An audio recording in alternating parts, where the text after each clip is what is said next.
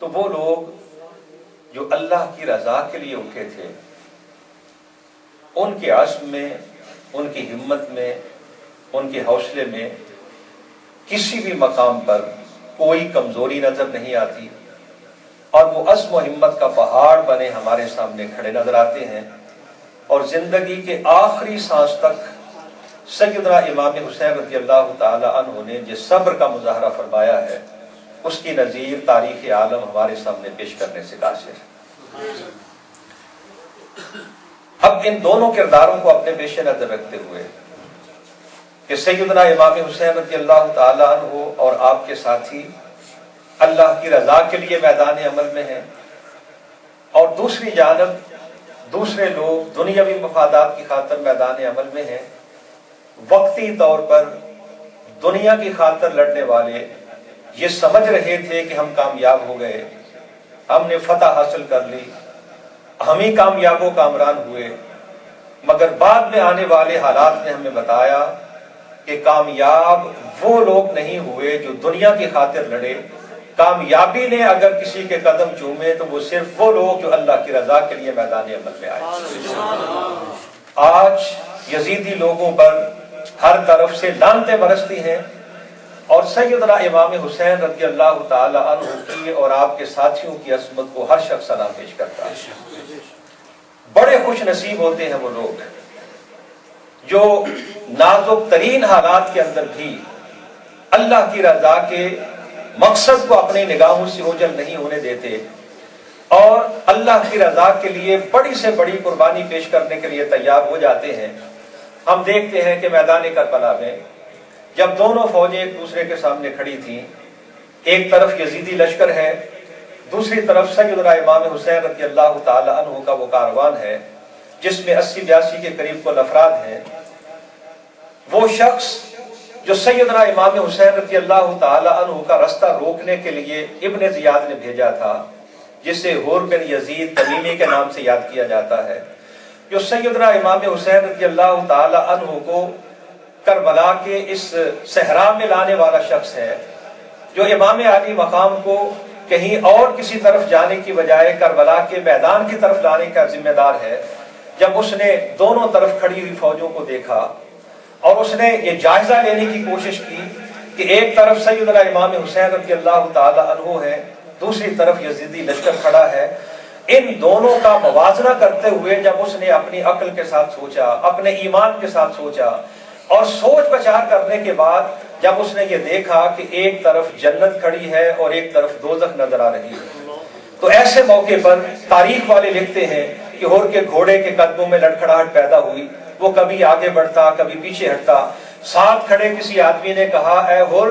اگر مجھ سے کوئی آدمی پوچھے کہ کوفہ کے اندر سب سے بڑا بہادر کون ہے تو میری زبان پر صرف ایک نام آئے گا اور وہ نام حور کا ہے۔ آج کیا وجہ ہے کہ تیرے قدم لڑکھڑا رہے ہیں؟ تو حور نے کہا، قسم بخدا اس وقت میری نگاہیں ایک طرف جنت دیکھ رہی ہیں، دوسری طرف دوزخ دیکھ رہی ہیں، اور میں اس وقت اس کیفیت میں مبتلا ہوں، یہ فیصلہ کرنے کی کوشش کر رہا ہوں کہ جنت کو اختیار کروں یا دوزخ کو اختیار کروں۔ یہ کہتے ہوئے اس نے کہا کہ قسم بخدا میں جنت کو چھوڑ کر کبھی بھی دوزخ کو ترجیح نہیں دے سکتا، اگرچہ مجھے جلا دیا جائے، مجھے کاٹ کر ٹکڑے ٹکڑے کیوں نہ کر دیا جائے۔ یہ کہتے ہوئے اپنے گھوڑے کو ایڑ لگائی اور سیدنا امام حسین رضی اللہ تعالی عنہ کے قدموں پہ جا کے سر رکھ دیا۔ اس وقت لوگ یہ سوچ رہے تھے کہ کتنا بے وقوف ہے، فتح کو چھوڑ کر شکست کی طرف جا رہا ہے، اور دنیاوی مفادات جہاں انعام و اکرام ہے اس کو چھوڑ کر ایسی طرف جا رہا ہے جہاں موت کے سوا کچھ نہیں۔ اس وقت لوگ یہ سمجھ رہے تھے کہ شاید حور گھاٹے کا سودا کر رہا ہے، مگر تاریخ نے یہ بتایا کہ گھاٹے کا سودا نہیں، اس سے بڑا منافع کا سودا اور کوئی نہیں ہو سکتا جو حور نے کیا۔ آج جہاں یزیدی لوگوں پر لعنتیں برستی ہیں، وہاں حور کی عظمت کو ہر شخص سلام کرنے پر بچے۔ میدان کربلا میں سیدنا امام علی مقام کھڑے، اور آپ کے چار بھائی حضرت عباس، حضرت جعفر، حضرت عبداللہ اور حضرت عثمان، یہ چاروں بیٹے سیدنا علی کرم اللہ وجہ الکریم کے بیٹے۔ حضرت علامہ نے بڑا خوبصورت اشارہ فرمایا عثمان بن علی کی طرف، مجھے عثمان کی اذان یاد آتی ہے۔ یہ چار بھائی ایک ماں کے وطن سے ہیں، ان کی والدہ کا نام ہے ام البنین، حضرت عباس، حضرت جعفر، حضرت عبداللہ اور حضرت عثمان۔ اور یہاں میں ایک بات تھوڑی سی اور آپ کی خدمت میں عرض کروں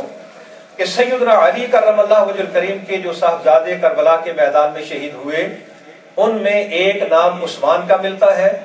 تو ایک نام ابو بکر کا بھی ملتا ہے، وہ اور ماں کے وطن سے ہیں۔ حضرت علی کرم اللہ وجہ الکریم کے ایک صاحبزادے کا نام عمر بھی ہے۔ عمر کربلا میں شہید ہوئے یا نہیں ہوئے اس میں اختلاف ہے۔ ہماری جو اہل سنت کی کتابیں ہیں، البدایہ والنہایہ ہے، الکامل ہے، انہوں نے ابو بکر بن علی اور عثمان بن علی کی شہادت کربلا میں بیان کی، لیکن عمر بن علی کی شہادت کربلا میں بیان نہیں کی۔ لیکن شیعہ حضرات کی کتاب ہے جلاء العیون، اس کتاب میں عمر بن علی کو بھی کربلا کے میدان میں شہید ثابت کیا گیا ہے۔ عمر بن علی کربلا کے میدان میں شہید ہوئے یا نہیں ہوئے اس میں اختلاف تو ہے، لیکن اس میں کوئی اختلاف نہیں کہ حضرت علی کے ایک بیٹے کا نام عمر بھی ہے۔ بڑی قابل غور بات یہ ہے کہ لوگ شہادت پڑھتے ہوئے عباس علمدار کی شہادت پڑھتے ہیں، لیکن امام حسین کے دوسرے بھائی سیدنا علی کرم اللہ وجہ الکریم کے دوسرے بھائیوں کے نام لے کر شہادت نہیں پڑھتے۔ اور اس کی بنیادی وجہ یہ ہے کہ اگر یہ لوگ ان کے نام لے کر شہادت پڑھنا شروع کر دیں تو ان کے مذہب کی بنیاد ہی ختم ہو جاتی ہے۔ اگر یہ اپنی شہادت میں یہ نام لے کر شہادت پڑھنا شروع کر دیں کہ حضرت عباس علمدار شہید ہوئے، ابو بکر بن علی شہید ہوئے، عمر بن علی شہید ہوئے، عثمان بن علی شہید ہوئے، تو سننے والے یہ سوال کر سکتے ہیں کہ اگر علی کے بیٹوں کا نام ابو بکر، عمر اور عثمان ہو سکتا ہے تو ہمارے بیٹوں کا نام ابو بکر، عمر اور عثمان کیوں نہیں ہو سکتا؟ اس لیے ناموں کو جان بوجھ کر چھپایا جاتا ہے۔ یہ چاروں بھائی کربلا کے میدان میں تھے۔ ان کی پھوپھی کا بیٹا جس کا نام ہے عبید اللہ، وہ ابن زیاد کے پاس گیا اور ابن زیاد کے پاس جا کر اسے کہنے لگا کہ میرے ان پھوپھی کے بیٹوں کو اگر امان نامہ لکھ دو تو میں انہیں واپس لے آتا ہوں، انہیں کچھ نہ کہا جائے۔ امان نامہ لکھ دیا گیا۔ اس نے اپنے غلام کے ہاتھ یہ امان نامہ کربلا کے میدان میں بھیجا، اور بعض روایات میں ہے کہ شمر نے خود بھی امان کا اعلان کیا، چاروں بھائیوں کو آواز دے کر پکار کے کہا کہ تم اگر امام علی مقام کا ساتھ چھوڑ کر ہماری جانب آ جاؤ تو تمہیں کچھ نہیں کہا جائے گا، تمہاری جان بخشی کر دی جائے گی۔ اور ان چاروں بھائیوں کا جواب کیا تھا؟ فرمایا اما امان ابن سمیہ فلا نریدو انا نرجو امان خیرا من امان ابن سمیہ۔ فرمایا اس لونڈی کے بیٹے کی امان کی ہمیں ضرورت نہیں، ہم اس امان کے طلبگار ہیں جو امام حسین رضی اللہ تعالی عنہ پر اپنی جانیں قربان کرنے کے بعد اللہ کے دربار میں ہمیں ملنے والی ہیں۔ تاریخ کی کتابیں اٹھا کے دیکھیں، 9 محرم فیصلہ ہو چکا کہ یزیدی لوگ امام علی مقام کے خلاف جنگ کرنے کے لیے تیار ہیں۔ ان کا مطالبہ صرف اور صرف یہ ہے کہ امام حسین رضی اللہ تعالیٰ عنہ یزید کی بیعت قبول کر لیں، اور امام اس کی بیعت کسی بھی قیمت پر قبول کرنے کے لیے تیار نہیں۔ نتیجہ کیا ہے؟ سوائے جنگ کے کچھ بھی نہیں ہے۔ ایک طرف ہزاروں کا لشکر اور دوسری طرف گنتی کے افراد۔ جنگ کی صورت میں نتیجہ کیا ہوگا؟ ہر آدمی جانتا ہے، ہر بچہ جانتا ہے، ہر بوڑھا جانتا ہے، ہر بیوی جانتی ہے۔ 9 محرم کی رات سیدنا امام علی مقام اپنے جانثاروں کو، اپنے عزیزوں کو جمع کر کے ان کے سامنے خطبہ دیتے ہوئے ارشاد فرماتے ہیں کہ یہ لوگ صرف میرے طلبگار ہیں، تم لوگ اگر جانا چاہو تو میں تمہیں کھلے دل سے اجازت دیتا ہوں، تم لوگ یہاں سے چلے جاؤ۔ اور پھر ساتھ ہی یہ بھی ارشاد فرماتے ہیں کہ میرے اہل بیت میں سے ایک ایک کا ہاتھ پکڑ کر ساتھ لے جاؤ۔ گویا یہ ایک بہانہ ہے، کسی نے پوچھا کیوں چلے آئے تو تم کہہ سکتے ہو کہ امام کا حکم تھا، مگر اس وقت کی کیفیت کو اگر آپ پیش نظر رکھیں کہ سیدنا امام علی مقام لوگوں کو اجازت دیتے ہیں چلے جاؤ، مگر ایک ایک آدمی اٹھ کے عرض کرتا ہے کہ اے امام، جب تک ہمارے دم میں دم ہے اس وقت تک تو آپ کے نزدیک کوئی شے نہیں آ سکتی، پہلے ہماری جانیں اس دنیا سے رخصت ہوں گی اور پھر کوئی آدمی آپ کی طرف ہاتھ اٹھا کے دیکھے گا۔ اور پھر امام علی مقام کے ساتھ جو بچے ہیں، جو عورتیں ہیں، ان کے حوصلے کی اگر آپ ایک اندازہ کرنے کی کوشش کریں کہ سیدنا امام حسین رضی اللہ تعالیٰ عنہ کی بارگاہ میں کسی بچے نے یہ عرض نہیں کی کہ اے امام کیوں نہ ان کی بات کو مان لیا جائے۔ عورتیں بڑی کمزور دل ہوتی ہیں، کسی عورت نے امام عالی مقام کی بارگاہ میں عرض کیا ہو کہ کیوں نہ یزید کی بیعت کو قبول کر لیا جائے؟ کوئی بچہ، کوئی عورت، کوئی جوان، کوئی بوڑھا، کوئی بھی شخص اس موقع پر سیدنا امام عالی مقام کی بارگاہ میں یہ عرض کرتا نظر نہیں آتا کہ کیوں نہ یزید کی بیعت کو قبول کر لیا جائے۔ یوں لگتا ہے کہ جیسے جس عزم و ہمت کا پہاڑ بنے سیدنا امام عالی مقام میدان کربلا میں کھڑے تھے، اسی عزم و ہمت کا پہاڑ بنے ایک ایک بچہ، ایک ایک عورت اور ایک ایک جانثار میدان کربلا کے اندر کھڑا تھا۔ اور اس منظر کو دیکھنے کے بعد یہ کہنا پڑتا ہے علی کا گھر وہ گھر ہے جس کا ہر ایک بچہ جسے دیکھو وہی شیر خدا معلوم ہے۔ سیدنا امام علی مقام نے اللہ کی رضا کی خاطر، اعلاء کلمت الحق کی خاطر اپنی جان کا نذرانہ پیش کیا اور تاریخ عالم کے سامنے ایک ایسی مثال قائم فرمائی اور ایسی قربانی پیش فرمائی ہے کہ تاریخ عالم میں جتنی بھی انقلابی تحریکیں اٹھتی آپ کو نظر آئیں گی، ان تمام تر انقلابی تحریکوں کو اگر آپ اپنے پیش نظر رکھ کر دیکھیں تو آپ اس نتیجے پر پہنچیں گے کہ اس دنیا میں جب بھی کبھی جہاں بھی کہیں کوئی بھی انقلابی تحریک اٹھتی ہے وہ سیدنا امام حسین رضی اللہ تعالی عنہ کی قربانی سے سبق لیے بغیر نہیں رہ سکتی۔ اسی لیے کسی شاعر نے بڑی خوب بات کہی، وہ کہتا ہے کہ کیا صرف مسلمان کے پیارے ہیں حسین، کیا صرف مسلمان کے پیارے ہیں حسین، چرخ نوع بشر کے تارے ہیں حسین، انسان کو بیدار تو ہو لینے دو، ہر قوم پکارے گی ہمارے ہیں حسین۔ سیدنا امام علی مقام نے میدان کربلا میں ہمارے سامنے جو ایک معیار پیش فرمایا، وہ معیار یہ ہے کہ حق کی خاطر انسان ڈٹ جائے اور ڈٹ جانے کے بعد پھر بڑی سے بڑی قربانی پیش کرنے کے لیے تیار ہو جائے۔ اور امام علی مقام نے صبر کا جو درس دیا ہے ہمیں، اور جس انداز سے صبر کا یہ درس دیا ہے، یہ قیامت تک کے مسلمانوں کے لیے ہی نہیں بلکہ قیامت تک کی ساری بنی نوع انسان کے لیے ایک بہت بڑا درس ہے کہ جب بھی کبھی باطل غالب آنے کی کوشش کرے تو اس وقت مسلمانوں کا یہ فرض ہے کہ وہ اس باطل کے خلاف اٹھیں اور اپنا تن من دھن سب کچھ قربان کر کے اس باطل کو نیچا دکھانے کی کوشش کریں۔ سیدنا امام علی مقام ہمارے سامنے جو بڑی اعلیٰ قسم کی مثال چھوڑ کے گئے، اس مثال کو فالو کرتے ہوئے جب ہم صبر کو اپنے ہاتھ میں لینے کی کوشش کریں گے، میں صرف ایک دو حدیث مبارکہ اس حوالے سے عرض کرنے کے بعد اپنی گفتگو کو ختم کرنا چاہتا ہوں۔ جو لوگ تکلیف کو نہیں دیکھتے، تکلیف کے بعد آنے والے انعام کو اپنے پیش نظر رکھتے ہیں، پھر ان کی نگاہوں میں تکلیف نہیں رہتی، وہ اس تکلیف میں بھی بڑی لذت محسوس کرتے ہیں۔ تکلیف اس وقت تک تکلیف ہے جب تک انسان تکلیف کو دیکھتا رہے، اور جب تکلیف سے ہٹ کر ملنے والے انعام کی طرف نظر چلی جائے تو پھر اس وقت بڑی سے بڑی قربانی پیش کرنا انسان کے لیے قطعاً مشکل نہیں ہوتا۔ البدایہ والنہایہ میں ایک بڑی عجیب روایت انہوں نے لکھی، فرماتے ہیں کہ کربلا کے میدان میں جب امام علی مقام تشریف لائے تو آپ اپنے خیمے میں تشریف لے گئے، اچھے کپڑے زیب تن فرمائے، خوب بن صبر کے امام علی مقام اپنے خیمے سے باہر تشریف لائے۔ آپ کے ساتھ جو دوسرے لوگ تھے وہ بھی اپنے اپنے خیمے میں گئے اور جو بہترین سے بہترین کپڑے تھے وہ پہنے اور پہن کے باہر نکلے۔ ساتھیوں میں سے کسی نے کہا یہ کون سا موقع ہے بننے سنورنے کا، دشمن سامنے کھڑا ہے، ابھی تھوڑی دیر کے بعد تلواریں چلیں گی اور تلواریں چلنے کا نتیجہ یہ ہوگا کہ جان جسم سے نکل جائے گی، یہ کون سا موقع ہے بننے سنورنے کا۔ تو امام علی مقام کے ساتھیوں میں سے ایک ساتھی نے فرمایا واللہ ما بیننا و بین الحور العین الا ان یمیل علینا ہؤلاء القوم فیقتلوننا، فرمایا قسم بخدا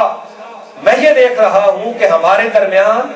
اور جنت کی حوروں کے درمیان بس اتنا ہی تو فاصلہ ہے کہ ادھر ان لوگوں کی تلواریں چلیں گی، ہماری گردنیں جسم سے جدا ہوں گی، ادھر جنت کی حوریں ہمارا استقبال کرنے کے لیے۔ نعرہ تکبیر، نعرہ رسالت، نعرہ حیدری۔ اور ہمارے پیارے نبی صلی اللہ علیہ وسلم نے ہمیں یہ درس دیا کہ صبر وہ عظیم نعمت ہے کہ اگر انسان کو نصیب ہو جائے تو اس سے انسان کی خطائیں معاف ہوتی ہیں، انسان کے درجات بلند ہوتے ہیں۔ اور نبی کریم صلی اللہ علیہ وسلم نے یہاں تک ارشاد فرمایا کہ اللہ جل جلالہ اپنے کسی بندے کے بارے میں یہ فیصلہ فرماتا ہے کہ اس بندے کو جنت کے اندر ایک اعلیٰ مقام عطا فرما دیا جائے، اور وہ بندہ اپنے اعمال کے باعث اس اعلیٰ درجے کا حقدار اپنے آپ کو ثابت نہیں کر پاتا۔ یہاں میں ایک بات عرض کروں کہ جنت میں کس کا مقام کتنا اونچا ہوگا، اس کا ایک انحصار اس بات پر ہے کہ آپ کے پاس نیک عمل کی بہتات کتنی ہے۔ جتنے نیک عمل زیادہ اتنا جنت میں آپ کا مقام اونچا۔ آخری بات جو آپ کی خدمت میں کر رہا ہوں، بدقسمتی یہ ہے کہ دنیا کے بارے میں سوچتے ہوئے ہماری کوشش یہ ہوتی ہے کہ زیادہ سے زیادہ ہو، اور جب آخرت کی بات آتی ہے تو اس وقت کم از کم ایک دو نمازیں پڑھ لی، اللہ تعالیٰ رحم کرے گا، جنت میں جگہ مل جائے گی، باقی نمازیں پڑھنے کی ضرورت نہیں۔ دنیا کے بارے میں زیادہ سے زیادہ، دین کے حوالے سے کم از کم، اور نبی کریم صلی اللہ علیہ وسلم کی صحابہ کی سوچ بالکل اس کے الٹ تھی۔ وہ جب دنیا کے بارے میں سوچتے تو کم از کم، دین کے بارے میں سوچتے تو زیادہ سے زیادہ۔ تو نبی کریم صلی اللہ علیہ وسلم نے ارشاد فرمایا کہ وہ بندہ اپنے نیک اعمال کی بہتات کے باعث اپنے آپ کو اس درجے کا حقدار ثابت نہیں کر پاتا، پھر اللہ پاک کی رحمت اس کے لیے انتظام فرماتی ہے۔ انتظام کیا ہوتا ہے؟ ابتلاہ اللہ فی مالہ او فی جسدہ او فی ولدہ، اللہ پاک اس کے مال میں، اس کی اولاد میں، اس کی جان میں کوئی سختی نازل فرما دیتا ہے، اسے تکلیف میں مبتلا کر دیتا ہے، اور صرف تکلیف میں مبتلا نہیں کرتا، ثم صبرہ علی ذلک، پھر اللہ پاک اسے صبر کی توفیق بھی عطا فرما دیتا ہے۔ اللہ کی طرف سے تکلیف آتی ہے، یہ بندہ اس تکلیف پر صبر کرتا ہے، جو یہ بندہ صبر کرتا چلا جاتا ہے اللہ پاک اس کے درجات کو بلند فرماتا چلا جاتا ہے۔ امام علی مقام نے صبر کی ایک اعلیٰ مثال ہمارے سامنے پیش کر کے آنے والی قیامت تک کی نسلوں کو یہ درس دیا ہے کہ اے لوگو، اللہ کی رضا کی خاطر اپنا سب کچھ قربان کر کے اگر اللہ جل جلالہ کی رضا کی نعمت نصیب ہوتی ہو تو اس سے سستا سودا اور کوئی نہیں ہو سکتا۔ اور آخری بات، امام علی مقام نے ہمیں جو درس دیا، اور اس ایک شاعر کے الفاظ میں امام علی مقام یہ درس دیتے ہوئے اس دنیا سے ہمیں رخصت ہوئے، فرمایا چڑھ جائے کٹ کے سر تیرا نیزے کی نوک پر، لیکن یزیدیوں کی اطاعت نہ کر کرو۔ اللہ جل جلالہ ہم سب کو عمل کی توفیق عطا فرمائے۔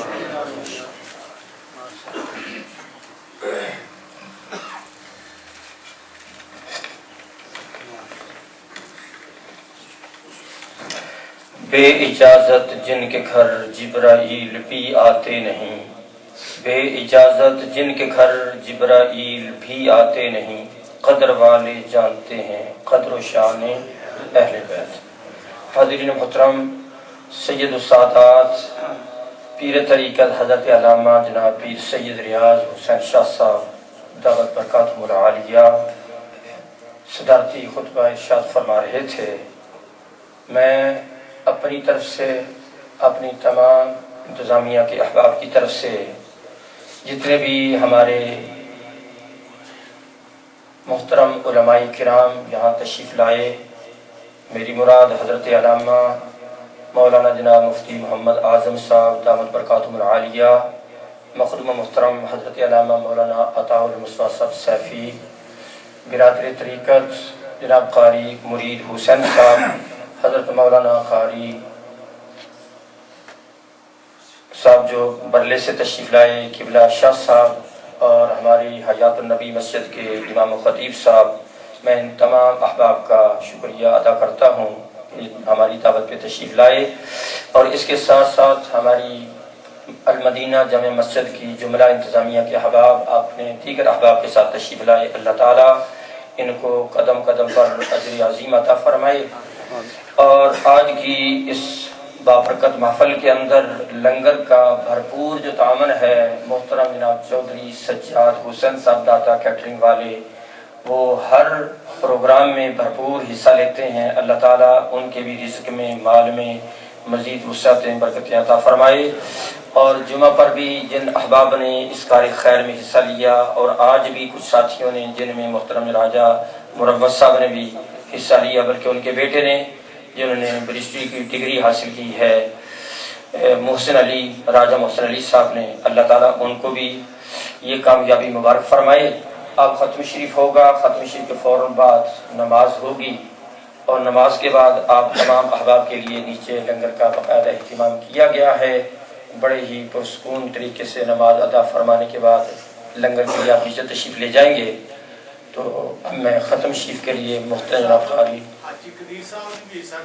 ماشاء اللہ حاجی عبدالقدیر صاحب میرے خیال تشریف لے گئے ہیں، انہوں نے بھی حصہ ڈالا۔ اللہ تعالیٰ جن جن احباب نے بھی اس کار خیر میں حصہ لیا، اللہ تعالیٰ اپنی بارگاہ میں قبول و منظور فرما کر انہیں دین و دنیا کی خوشیاں نصیب فرمائیں۔ اب ختم شریف ہوتا ہے، تمام آپ صفحے سیدھی فرما لیں۔ اس کے بعد تمام احباب کے لیے سید السادات جناب قبلہ شاہ صاحب کی میں خدمت عرض کروں گا